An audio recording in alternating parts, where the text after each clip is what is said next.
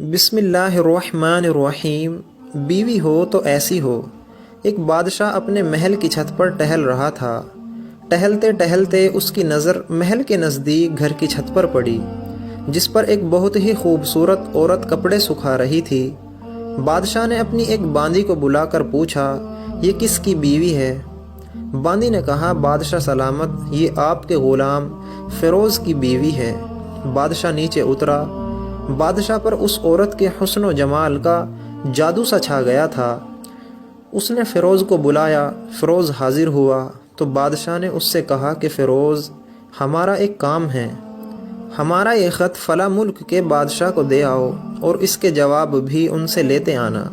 فیروز اس خط کو لے کر گھر واپس آ گیا۔ خط کو اپنے تکیے کے نیچے رکھ دیا، سفر کا سامان تیار کیا، رات گھر میں گزاری اور صبح منزل مقصود پر روانہ ہو گیا۔ اس بات سے لا علم کہ بادشاہ نے اس کے ساتھ کیا چال چلی ہے۔ ادھر جیسے ہی فیروز نظر سے اوجھل ہوا، بادشاہ چپکے سے فیروز کے گھر پہنچا اور آہستہ سے فیروز کے گھر کا دروازہ کھٹکھٹایا۔ فیروز کی بیوی نے کہا، کون؟ بادشاہ نے کہا، میں بادشاہ ہوں، تمہارے شوہر کا مالک۔ تو اس نے دروازہ کھولا۔ بادشاہ اندر آ کر بیٹھ گیا۔ فیروز کی بیوی نے حیران ہو کر کہا، بادشاہ سلامت، یہاں ہمارے غریب خانے میں؟ بادشاہ نے کہا، میں یہاں مہمان بن کر آیا ہوں۔ فیروز کی بیوی نے بادشاہ کا مطلب سمجھ کر کہا، میں اللہ کی پناہ چاہتی ہوں آپ کے اس طرح آنے سے، جس میں مجھے کوئی خیر نظر نہیں آ رہی۔ بادشاہ نے غصے میں کہا، اے لڑکی، کیا کہہ رہی ہو؟ شاید تم مجھے پہچانتے نہیں۔ میں بادشاہ ہوں، تمہارے شوہر کا مالک۔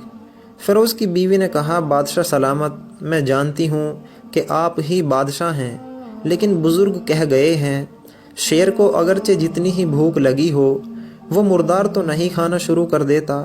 اور کہا، بادشاہ سلامت، تم اس کٹورے میں پانی پینے آئے ہو جس میں تمہارے کتے نے پانی پیا ہے۔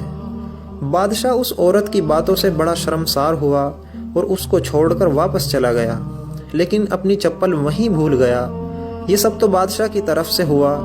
اب فیروز کو آدھے راستے میں یاد آیا کہ جو خط بادشاہ نے اسے دیا تھا وہ تو گھر پر ہی چھوڑ آیا ہے۔ اس نے گھوڑے کو تیزی سے واپس موڑا اور اپنے گھر کی طرف لپکا۔ فیروز اپنے گھر پہنچا تو تکیے کے نیچے سے خط نکالتے وقت اس کی نظر پلنگ کے نیچے بادشاہ کے نعلین یعنی جوتوں پر پڑی، جو وہ جلدی میں بھول گیا تھا۔ فیروز کا سر چکرا کر رہ گیا اور وہ سمجھ گیا کہ بادشاہ نے اسے سفر پر صرف اسی لیے بھیجا تھا کہ وہ اپنا مطلب پورا کر سکے۔ فیروز کسی کو کچھ بتائے بغیر چپ چاپ گھر سے نکلا۔ خط لے کر وہ چل پڑا اور کام ختم کرنے کے بعد بادشاہ کے پاس واپس آیا تو بادشاہ نے اسے انعام کے طور پر اسے 100 دینار دیے۔ فیروز دینار لے کر بازار گیا اور عورتوں کے استعمال کے قیمتی کپڑے اور کچھ تحائف بھی خرید لیے۔ گھر پہنچ کر بیوی کو سلام کیا اور کہا، چلو تمہارے میں کے چلتے ہیں۔ بیوی نے پوچھا، یہ کیا ہے؟ کہا، بادشاہ نے انعام دیا ہے اور میں چاہتا ہوں کہ تم یہ پہن کر اپنے گھر والوں کو بھی دکھاؤ۔ بیوی کہنے لگی، جیسا آپ چاہیں۔ بیوی تیار ہوئی اور اپنے والدین کے گھر اپنے شوہر کے ساتھ روانہ ہوئے۔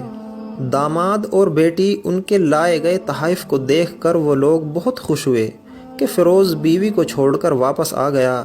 1 مہینہ گزرنے کے باوجود نہ بیوی کا پوچھا اور نہ ہی اس کو واپس بلایا۔ اس لڑکی کے بھائی فیروز سے ملنے آئے اور انہوں نے فیروز سے کہا، آپ ہمیں اپنی بہن سے غصے اور ناراضگی کی وجہ بتائیں یا پھر ہم آپ کو قاضی کے سامنے پیش کریں گے۔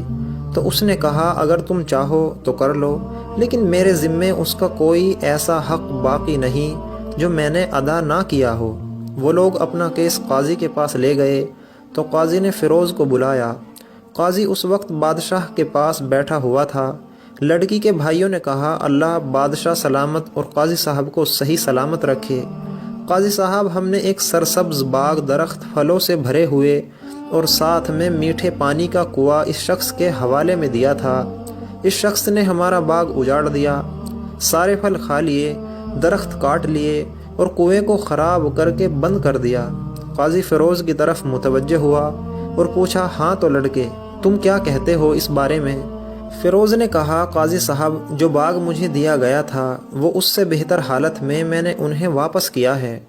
قاضی نے پوچھا کیا اس نے باغ تمہارے حوالے ویسے ہی حالت میں واپس کیا ہے جیسے پہلے تھا؟ انہوں نے کہا ہاں ویسے ہی حالت میں واپس کیا ہے، لیکن ہم ان سے واپس کرنے کی وجہ جاننا چاہتے ہیں۔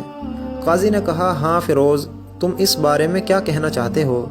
فیروز نے کہا کہ قاضی صاحب، میں باغ کسی بغض یا نفرت کی وجہ سے نہیں چھوڑا، بلکہ اس لیے چھوڑا کہ ایک دن جب میں باغ میں آیا تو اس میں نے شیر کے پنجوں کے نشان دیکھے، تو مجھے خوف ہوا کہ شیر مجھے کھا جائے گا، اس لیے شیر کے اکرام کی وجہ سے میں نے باغ میں جانا بند کر دیا۔ بادشاہ جو ٹیک لگائے ہوئے یہ سب کچھ سن رہا تھا اٹھ کر بیٹھ گیا اور کہا فیروز، اپنے باغ کی طرف امن اور مطمئن ہو کر جاؤ، اللہ کی قسم۔ لیکن وہاں پر نہ تو کوئی اثر چھوڑ سکا اور نہ کوئی پتا توڑ سکا اور نہ ہی کوئی پھل کھا سکا۔